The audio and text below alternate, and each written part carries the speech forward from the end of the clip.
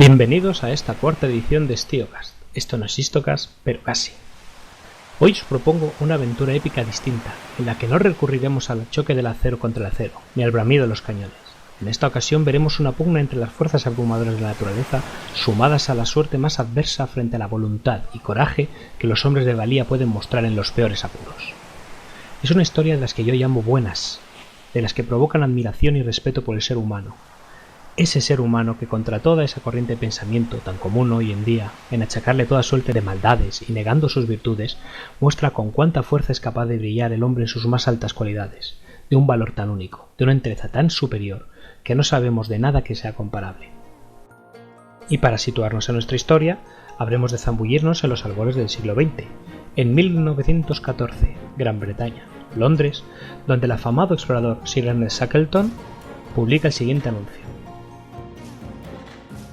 Se buscan hombres para un viaje peligroso.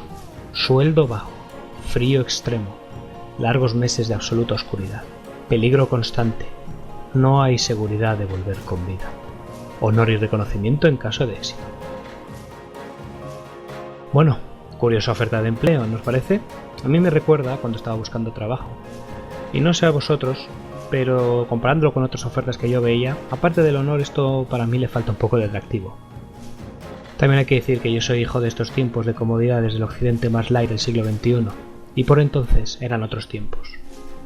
Hubo más de 5.000 solicitudes, muchas procedentes de miembros de diferentes clases sociales que se presentaron a esta convocatoria. ¡Qué gentes! 5.000.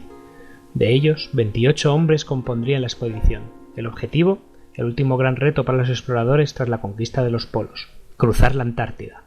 Para esta misión, Shackleton puso de capitán de su buque principal, el Endurance, al capitán Frank Worsley, un hombre que se revelaría de vital importancia a lo largo de esta aventura.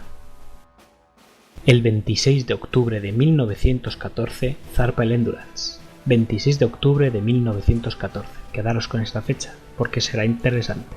Son 28 hombres, contando al fotógrafo, Han Harley, que realizará un trabajo valiosísimo gracias a sus imágenes, ya que podemos hacernos una idea de cómo fueron las situaciones que vivieron. Yo os recomiendo encarecidamente que busquéis sus imágenes, ya sean de camarógrafo, ya sea de fotografía, respecto a esta expedición, pues realmente no tienen desperdicio. Son impresionantes, impactantes. Pero bueno, volvamos de nuevo con nuestra expedición. El objetivo principal era llegar en los meses del estío al mar de Weddell, época en la que contaban con que se presentarían unas condiciones menos duras para acercarse a la costa de la Antártida y realizar el trayecto a pie en estas latitudes. Ya en Georgia del Sur, donde recalan antes de continuar su avance, los noruegos les advierten que este año está siendo especialmente frío y las condiciones del mar son acusadamente hostiles.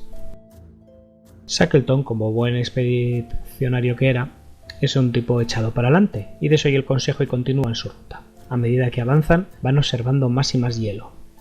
Navegan y siguen navegando por la Antártida. Llegan al mar de Weddell y ven cada vez más hielo en el mar. Worsley, que es un capitán capaz con 25 años de experiencia a sus espaldas, comienza a temer que les juegue una mala pasada. Propone desembarcar en el punto más cercano de la costa y desde allí comenzar la travesía a pie, pero Shackleton, quien a la vez tiene su experiencia, sabe lo duro que es este territorio, casi todo inexplorado y en las condiciones más inhóspitas que pensar uno pudiera, y quiere ahorrarse parte del durísimo trayecto avanzando aún un trecho por la costa en barco antes de desembarcar. Entonces, finalmente, a 96 kilómetros del punto de desembarque que se habían fijado, ocurre lo inevitable. El barco poco a poco se detiene, incapaz de seguir abriéndose camino entre el hielo, sujeto por un mar que se ha congelado a su alrededor. Están atrapados. Atrapados, sí, pero conservan la moral. Deciden esperar a que se abra alguna brecha de agua en el territorio congelado, por la cual poder escapar. O si no les queda más remedio, esperarán a que el verano produzca el deshielo natural. Todos conocen los males que ocurren cuando estás atrapado una temporada en un espacio tan reducido como es un barco, y para mantener la cabeza ocupada se concentran en las labores rutinarias de trabajo y mantenimiento del buque. Bajo el hielo, el agua se mueve. Arriba y abajo las grandes masas de hielo se abomban, chocan entre sí y no olvidemos que atrapado en él se encuentra el barco, y los maderos crujen. Un mes de prisión más tarde, ven mar abierto más adelante, y tras esta larga espera, viendo su oportunidad, intentan abrirse camino hacia la libertad. Las capas de hielo son gruesas, Emplean pesados picos y grandes sierras que se manejan entre varios hombres. Os recomiendo una vez más que busquéis las imágenes en internet, son fáciles de encontrar y os pueden ser realmente impresionantes. Ahí pueden verse a los hombres trabajando como mulas, intentando abrir un camino en el hielo lo bastante grande para que pase el barco. Pero la tarea es titánica y fracasan. Deben abandonar el esfuerzo y también la expedición es abortada. Ya es un hecho, no van a salir de ahí con facilidad, están atrapados en la Antártida, lejos de todo auxilio, incomunicados en una tierra inhóspita y desconocido. A partir de ahora, los esfuerzos deben concentrarse en sobrevivir. Junto a las tareas de mantenimiento del barco se crean otras, como la de recoger hielo para derretirlo, con el objeto de mantenerse ocupados. Mantienen sus rutinas, que se ha convertido en algo importante. Cazan focas y pingüinos para obtener comida, merced a la habilidad del cocinero con mayor o menor fortuna. A la desolación del paisaje blanco y la temperatura a muchos grados bajo cero, ahora debemos sumarle la noche polar. El anuncio no mentía.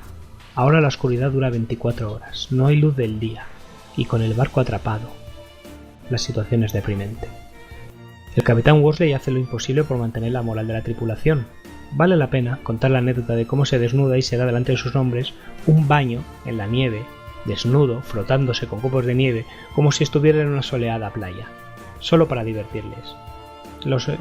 Consigue en parte su objetivo, y con estas pequeñas tonterías y la disciplina y la férrea voluntad, hay que reconocer el mérito de todos estos hombres, van pasando los días, van pasando las semanas, pero van manteniéndose con la moral en su lugar. Aparte de esto, el capitán Worsley sigue tomando nota de su posición.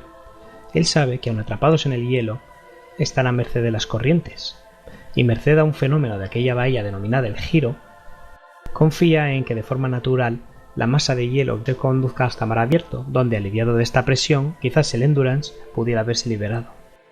Pasa el tiempo, y harto de la espera, Shackleton decide que deben moverse, que no pueden esperar indefinidamente a riesgo de quedarse sin provisiones. Transportar los botes por encima del hielo hasta la isla Polevsk es su plan, y allí hacerse a la mar. Han calculado que están a unos 550 kilómetros. Los hombres hacen un esfuerzo titánico. Con cuerdas arrastran botes que cargados de provisiones y útiles pesan 1 tonelada. Pero ay amigo, solo avanzan una media de 1,5 kilómetros al día. Y encima calculan que como están por encima del mar, como están realizando este recorrido por encima del hielo, el propio mar, las propias corrientes les hacen retroceder eso. Ya que la superficie lo que están moviendo es a la vez una superficie que se está moviendo hacia atrás. No tiene sentido, deben abandonar. Están atrapados y deben confiar en que las corrientes lleven aquella trampa de hielo donde, aflojada su presión, el barco quede libre. Mientras, esperan. Y el barco cruje. ¿Lo oís? La presión del hielo, empujado por aguas que quieren batirlo entre sí. ¿Lo escucháis crujir? Shackleton y el primer oficial dan finalmente la noticia. El barco ya no es un refugio seguro. El hielo lo está aplastando. El capitán Worsley da la orden de abandonar el barco, y la tripulación traslada lo que necesitan a tierra, o mejor dicho, al hielo. Montan el campamento sobre el hielo, moviéndose el agua bajo sus pies, quizás a 1 metro de espesor debajo, quién sabe. Con el barco a la vista, su buque para escapar de allí. Durante las próximas semanas lo irán crujir, y lo verán romperse, quebrarse y partirse hasta finalmente hundirse. No es difícil imaginar que esto debió suponer un terrible golpe moral. Estaban perdidos sobre un iceberg en la Antártida y sin barco. Pero aún así no hay espacio para el desánimo. 5 días más tarde retoman la idea de trasladarse remolcando los botes. En 7 días avanzan menos de 16 kilómetros y el castigo físico es tan brutal para los hombres y peligroso para la integridad de sus botes que deben abandonar. Vuelven a establecerse y esta vez al campamento lo llaman Campamento Paciencia. Llevan ya casi 1 año desde que quedaron aprisionados en aquella trampa de hielo. La situación se complica por la falta de víveres. Observando que su mantenimiento no es viable, sacrifican a los perros. Relatan los supervivientes que pese a todos los reveses sufridos es aquel el primer momento que les afecta de verdad, a nivel moral. Con todo, se niegan a perder la esperanza. Por fin, después de haber sobrevivido tozudamente, 15 meses después de verse varados, anclados en el hielo, ven el mar. 15 meses. ¿Os lo podéis imaginar? 15 meses viviendo sobre el hielo, viendo a tu buque, tu escapatoria, partirse poco a poco. 15 meses de frío, de supervivencia extrema. Caray, Yo no sé cómo imaginármelo. Bien, ven el mar y no dudan. Han tenido tiempo para hacer sus planes. Botan los 3 botes salvavidas que rescataron del barco y se lanzan al agua. Sus objetivos son las Islas Shetland, las que hoy conocemos como Islas Malvinas, pero no será sencillo. El mar los espera con una furiosa tormenta, olas monstruosas, vientos huracanados, un cielo negro y amenazador en el que no brillan los icebergs que los rodean por doquier. Es una travesía infernal. Worsley se vuelve a revelar como un capitán de primera, con fugaces capturas del sol que logra hacer con el sextante en un cielo negro. Calcula que el mar les está haciendo retroceder 400 kilómetros hacia atrás. Llevan 3 días en los botes, hacen noches acampando en icebergs como si fueran focas. Están exhaustos de luchar contra el frío y los elementos, hambrientos, agotados, y para colmo, el mar les está empujando en dirección contraria. ¿Rendición? Nunca. Esfuerzo sobre esfuerzo, Worsley les traza un nuevo objetivo, la Isla Elefante. Apenas es un punto en el mar, en condiciones normales muy difícil de encontrar, en aquellas de una probabilidad espeluznantemente baja. El capitán es muy bueno, incluso en esas condiciones hace cálculos o intuición, pero les guía, creemos, correctamente. Sigamos, más esfuerzo, más agua, hielo, viento y oscuridad que la mar puede echarles encima de esos pobres botes. Hace frío, en algunas tormentas bajamos de menos 50 grados centígrados. ¿Queréis más? Les falta agua potable. En su desesperación los hombres beben la carne cruda de las focas. La sangre de la carne cruda de las focas es lo que les da de donde se procuran el líquido elemento. Subimos aún más. Worsley lleva 40 horas sin descansar al timón. Su cuerpo helado está tan aterido que sus hombres no pueden estirarlo para ayudarlo a descansar, pero no ceja. Se empeña en continuar al timón, guiándoles. Añadamos un punto escalofriante, unos sonidos en el agua, y unas enormes aletas se despliegan cortando la superficie. Los hombres ven orcas pasando por debajo de los botes. Quizás la generación deliberada Willy piense que esto era una buena ocasión para tocar la armónica y chapotear con la mano a ver si estos inteligentes animales nos ayudan amablemente. Yo soy de la opinión de que no. Manos quietas y que mientras exploran los botes no sepan que hay carne sobre sus maderos. Pero no vamos a atribuir más importancia a las orcas. No tienen más cabida en esta historia. Porque poco después ven, por fin, la Isla Elefante. Es increíble, pero parece ser que Worsley les ha conducido acertadamente. No obstante, no iba a ser fácil. Estalla una nueva tormenta y la tripulación de los 3 botes brega y lucha por alcanzar la costa. Y lo consiguen. Besan tierra, tierra firme y no el hielo que flota sobre el mar. Por primera vez en 15 meses que se pasaron sobre el hielo movedizo, sumando otros 7 días que llevan vagando en ese mar embravecido. Bravo por Worsley. Tengo entendido que es sumamente fácil pasar de largo por una isla de esas dimensiones. Puedes pasar por el norte o por el sur de largo sin verla. Navegar es lo que tiene estas cosas, y un bote de estas condiciones no debe ser nada fácil. Pero Worsley, pensemos en ello, lo logró. En esas condiciones consigue llevarles a tierra firme, y esto alza la moral de estos hombres de bronce. Todos están aún vivos, pero aún no hemos terminado. Es agradable pisar tierra firme, por fin, pero la Isla Elefante no es más que un pedazo de roca inhóspita donde hasta los pingüinos se avergonzarían de pasar por ahí. Paraje desolado, barrido por las tormentas y un frío glacial, quedarse allí también significa morir, de frío e inanición, pero morir al cabo. Shackleton y Worsley hacen sus planes. Deben navegar hasta Georgia del Sur, hasta las factorías o puestos balleneros a 1280 kilómetros rumbo nordeste. Aquel lugar donde los noruegos les advirtieron hace ya más de un año que no se aventuraran contra el hielo. Los botes están hechos polvo, y los hombres aún más, famélicos, débiles y cansados. La navegación por la que acaban de ir con esos botes, con ese mar, ya lo conocen, y será tan o aún más dura. Es una hazaña pareja a la recién conseguida. Quizás no lo consigan una segunda vez, pero no hay más remedio. Los líderes exponen su plan. ¿Voluntarios? ¿Vosotros qué queréis? Efectivamente, todos se ofrecen. Estos hombres son indestructibles. Las peores furias naturales les han echado de todo encima y aún se golpean el pecho y dan un paso adelante. ¡Yo voy! Pero no todos pueden ir. Los botes tan castigados serán utilizados 2 de ellos para facilitar la puesta al punto del que fletarán, el James Caird. Los hombres elegidos serán Shackleton, por supuesto, y Frank Worsley, nuestro capitán irreductible, y los marineros Tom Crean, John Vincent, Timothy McCartin y el carpintero Harry McNeice. En la Isla Elefante quedan abandonados 22 hombres, con el primer oficial a su cargo. Su tarea, esperar pacientemente a que venga el rescate. Será duro, pero no desesperéis. No muráis.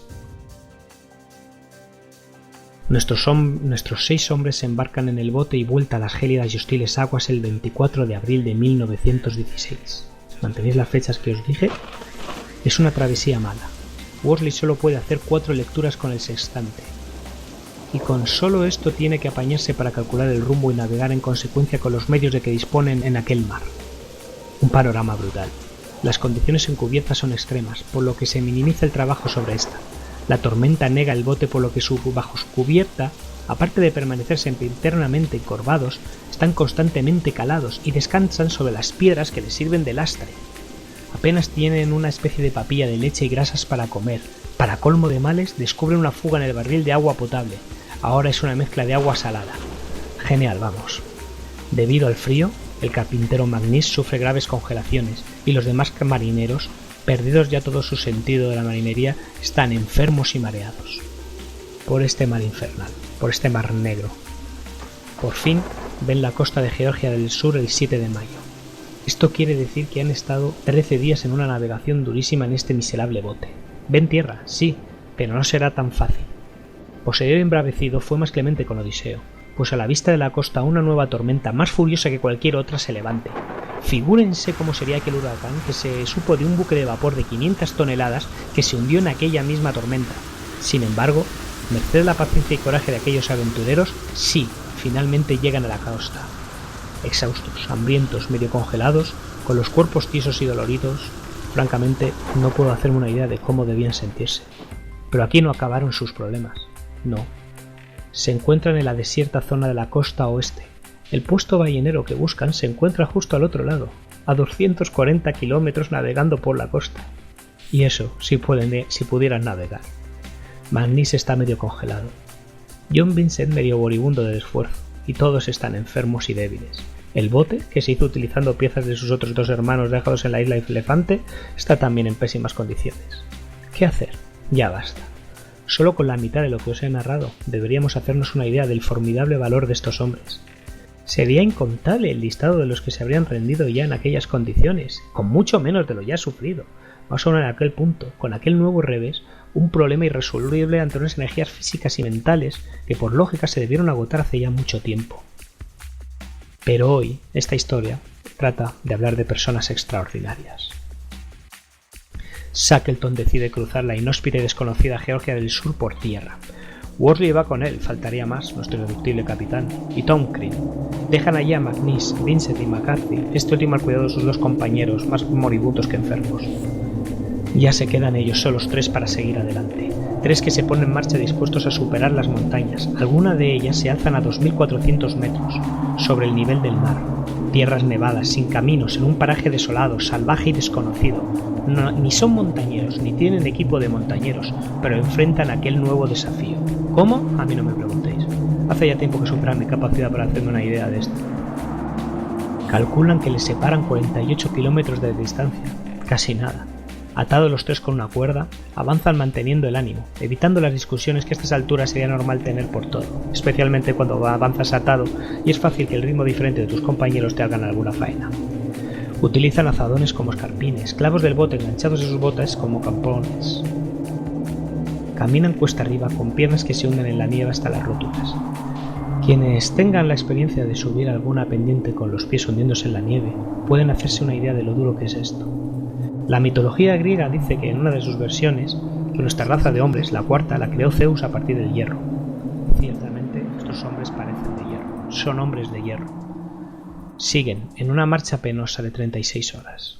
El desconocimiento del terreno les lleva a dar rodeos, a encontrarse en la necesidad de desandar trachos del agotador camino al llegar a puntos en los que no es posible avanzar más. El agotamiento debía ser indefinible. En una ocasión, Shackleton anuncia un descanso de media hora. Les despierta a los 5 minutos y les engaña asegurándoles que ya había pasado la media hora. ¿Por qué? ¿Es malo Shackleton? No. En sus notas explica que temía que si dejaba realmente este tiempo, sus cuerpos enfriados no se levantarían más. Su ruta les lleva a un barranco. ¿Fin del camino? No para estos hombres. Se lanzan por la pendiente improvisando un cutre especie de trineo. ¿Se romperán? ¿Despeñarán? No. La fortuna realmente parece favorecer a los audaces, y también ahora superan el obstáculo. Al fin, escuchan un sonido. El sonido de un silbato. El silbato de la fábrica que llamaba a los obreros a trabajar a las 7. Debió de ser una experiencia maravillosa, incomparable. Habían cruzado las montañas. Por fin la estación ballenera noruega. Por fin pudieron pedir ayuda. Worsley sale esa misma noche con un barco a dar la vuelta a la isla y recoge a McNeice, Vincent y McCarthy. Los encuentran y los rescatan. Los tres están vivos, y esto es un gran consuelo. Durante los meses siguientes, montan 3 expediciones a la isla Elefante. Hay allí esperándoles 22 hombres en las condiciones deplorables que ya hemos mencionado. Llevan allí esperando mucho tiempo. Cada día que pasa puede traducirse en muerte. Pero las condiciones del mar y el hielo hacen fracasar los 3 intentos. Shackleton y los demás están desesperados. Piden ayuda al gobierno británico, pero este no se la da. Finalmente, en un barco chileno consiguen llegar hasta la isla Elefante pues los hielos se están derritiendo. Han pasado 128 días. 128 días desde que el bote con 6 de ellos abandonó a sus compañeros en aquella isla inhóspita. 128 días. ¿Cuántos habrían podido sobrevivir? ¿Habría sobrevivido alguno? Lo normal en estas situaciones sabemos lo que es. Encontrarse con 22 cadáveres helados y desnutridos. Quizás, en algunos casos, encontrar a tan solo un puñado de supervivientes, medio enloquecidos. Quizás supervivientes a costa de sus compañeros, mejor no preguntar. ¿Y quién podría culparles de ser el caso? Estas cosas ya han pasado. En estas situaciones extremas podríamos decir que son normales. Pero esta no es una historia normal. Os dije que hoy os iba a contar una buena historia. A la vista del barco, desde este Shackleton y Worsley ven salir a la gente de los refugios en la costa, hechos improvisadamente con los 2 botes que quedaron allí. Empiezan a contar. 1, 2, 3, cuentan ansiosamente. Cuentan 16, 17, 18, no pueden dar crédito. 22, los 22 miembros del Endurance que dejaron ayer allí están vivos. Inimaginablemente machacados, pero vivos, vivos y alegres. Los 22, la expedición al completo es rescatada. Después de más de 2 años de penurias extremas, ningún miembro de la expedición del Endurance pereció allí. Es triste decirlo, pero lo cierto es que lo que aquel infierno blanco no fue capaz de conseguir lo lograría más tarde la Primera Guerra Mundial, pues varios de los hombres del Endurance volverían a tiempo de participar en la terrible contienda, y no fueron pocos los que perecieron, merced a las más eficientes formas que los hombres desarrollan para matarse. Pero en lo que a nuestra buena historia respecta, yo creo que aunque el cruce de la Antártida fue fallido, quizás este fracaso era necesario para dejarnos una historia aún más impresionante que cruzar la Antártida. Una historia en que la camaradería, la fidelidad, la tenacidad frente a la adversidad, la pericia y el valor muestran que el hombre es capaz de encarar cualquier prueba y superarla contra toda probabilidad, haciendo a su conquista particular merecedora del apelativo extraordinario.